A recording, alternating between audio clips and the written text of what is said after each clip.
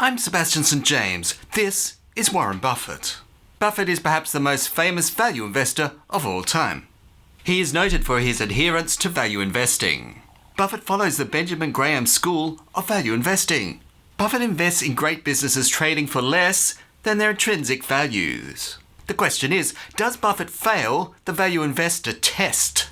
The test is, if you're buying value stocks, you're a value investor. If you're buying growth stocks, you're not a value investor. Well, that seems pretty simple. You can't be the world's greatest value investor if you're buying Tesla, for example. To keep things fair and simple for everybody, we're going to have two criteria upon which we judge whether a stock is a value stock or a growth stock. No personal opinions will come into this. Warren Buffett will either pass the test or fail it based on what he's buying right now. What we're not testing is whether value stocks are better or worse than growth stocks. We're not testing whether you're a bad investor if you're buying value or growth stocks. The High Priest of Fairness, Sebastian St James, loves both growth and value stocks equally. Value and growth stocks are all a part of my children.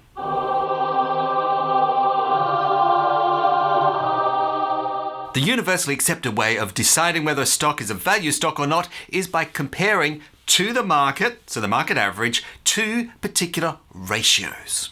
There is the PE ratio, which is the price to earnings ratio. There's the P to B ratio, which is the price to book ratio. But we know that Buffett invests in great businesses trading for less than their intrinsic values. There's also the PSIV, which is the price to secret intrinsic value ratio, which apparently Buffett uses. There's also the price to cash flow ratio. It is a stock value ratio or multiplier that measures the stock's price relative to its operating cash flow per share. The ratio uses operating cash flow, OCF, which adds back non-cash expenses such as depreciation and amortization to net income. Of course, but then you knew that, didn't you? There's also the discounted cash flow models, which is that formula there. Well, I hope you did advanced math at school. There's also the dividend discount models, which uses that formula there. And by the time I explain exactly what these ratios are, and we've done the math to calculate that on all the stocks that Buffett has been buying recently, then you're going to look like this. And that's not healthy. We'll simplify it down to two main ratios, which is the price to book and the price to earnings ratio. Now we've locked in our judging criteria, the question is, what exactly do I mean by a value stock versus a growth stock? Give me an overview. Well, value stocks are currently undervalued by their price. I'd argue it's not really by their price. Stock ABC is $5. Is it overvalued or undervalued? I don't know. It depends. Price really is not an indicator. But perhaps relative price to how it's been in the past is, or for growth stocks it's currently overvalued. The PE ratio, which is the one we'll be using, generally low on value stocks, above average on growth stocks. Dividends, which we won't be using today, is generally higher in value stocks and lower in growth stocks. But not all stocks pay dividends, so that's why we won't be using that. What we'll be using instead is price to book ratio, which is one of the commonest ratios for choosing value stocks. And the risk for value stocks may not appreciate as much as expected, well that's true, and growth stocks have relative high volatility. Yes, but also value stocks can as well. So that is a mostly true way of distinguishing between value stocks and growth stocks. To know whether a stock is above average or below average, we need to know what the average is. Here's a current S&P 500 PE ratio, 18.66. Write that down. That's at 4 p.m. on Friday, September 23rd.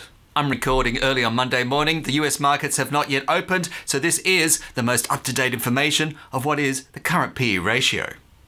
The current S&P 500 book-to-value ratio is 3.67. Take note of that. That's also as of right now. Now we have the yardstick upon which we will divide the value from the growth stocks. The question is, what is Warren Buffett buying right now? Hang on, isn't what Warren Buffett is buying in stocks a secret? I mean, it should be his intellectual property, right?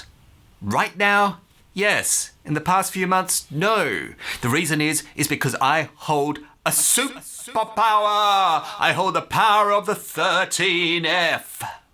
The 13F is a quarterly report that is required to be filled in by all institutional investment managers with at least 100 million in assets under management. It discloses their equity holdings and can provide insights into what the smart money is doing in the market.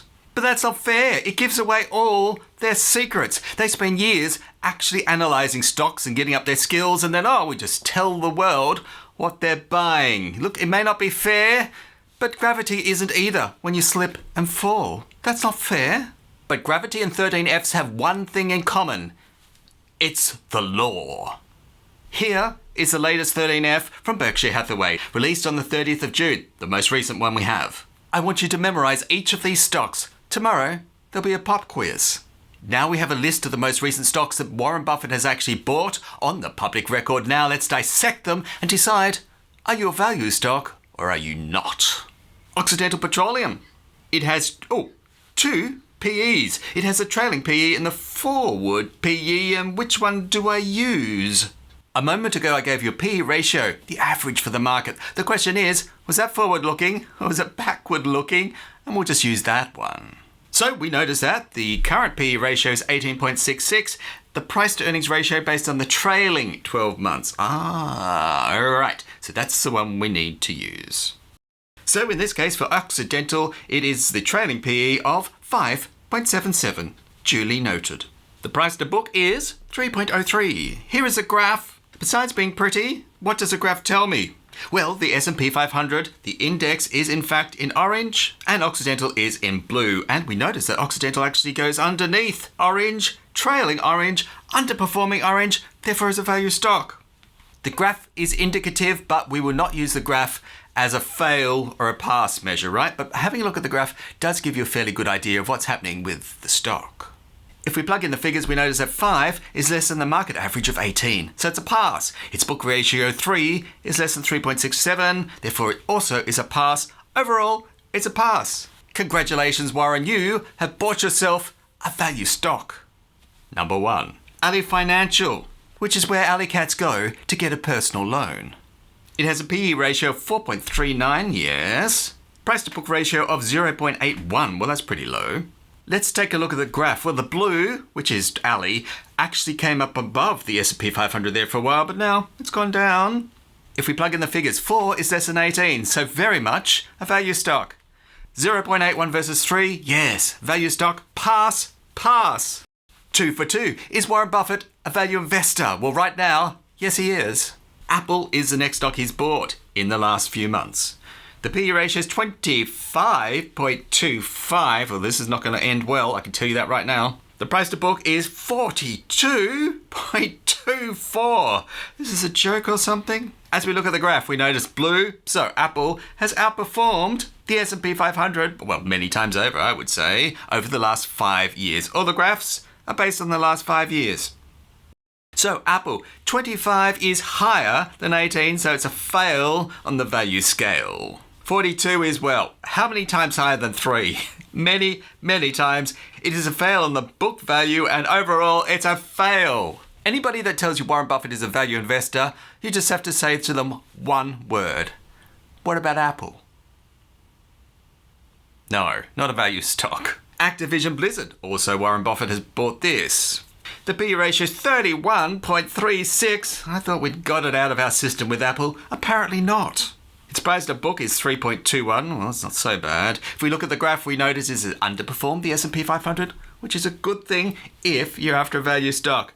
Not so much if you've already bought it, though. Activision, 31 compared to 18, fail. 3.21 compared to 3.67, pass. So we could go either way. One fail, one pass, but look, let's face it. A stock with a PE ratio of 31 is not a value stock in anybody's book. So Warren, you have failed. So far, 2 passes, 2 failures. It's only 50%.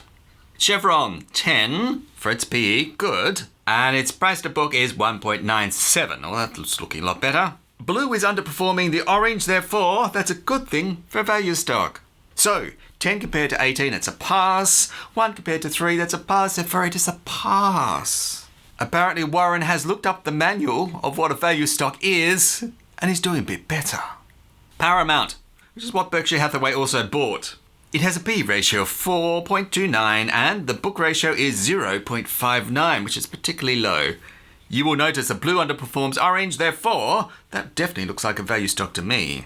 Plug in the figures, we notice that 4 is lower than 18, so it's a pass. 0 is lower than 3, so it's a pass. And overall, it's a pass. So Warren, you have your mojo back. Celanese has a trailing PE of 5.04. Price to book is 2.02. If you have a look at the graph, it's underperforming. So it's looking like a value stock to me. In fact, it is. 5 is less than 18, it's a pass. 2 is less than 3, which is a pass and pass overall. If you're a Warren fan, then you should be rubbing your hands now with glee. Because now Warren Buffett is back on track. McKesson is the next one. It has a P of 36.44.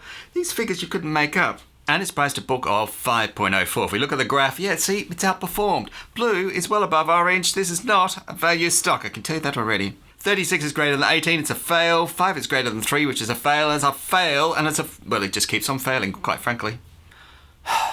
Warren, where did your mother and I go wrong? Markel has a P ratio of 611.98.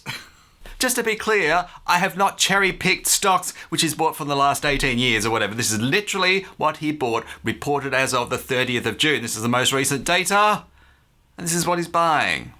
Right, 611.98. We'll pretend that doesn't matter. Price to book is 1.22. Well, that's a bit lower. Blue underperforms orange, which is a good thing as far as a value stock is concerned. So we find that 611 versus 18, it's a fail. 1.2 versus 3.6 is a pass, but look, 611.98, that is not a value stock, no matter how you dice it. It's a fail. So what's the score? I now need to tally up the results. These are all the stocks that he's reported that he's bought in the last few months.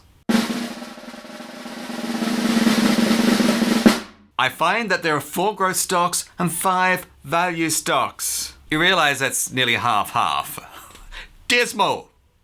So, is Warren Buffett a value investor right now? No, he's definitely not. The court has ruled. My judgment is final. There's nothing wrong with buying value stocks and growth stocks. In fact, that's what happens when you buy an index fund like the S&P 500. But you don't get to buy an index fund and call yourself a value investor. That's not how it works. Although Buffett has failed the value investor test dismally, how has he gone over the long term comparing to the S&P 500? Has he underperformed the S&P 500 or has he beaten it? That you'll discover in this video here. Go ahead and click on it now.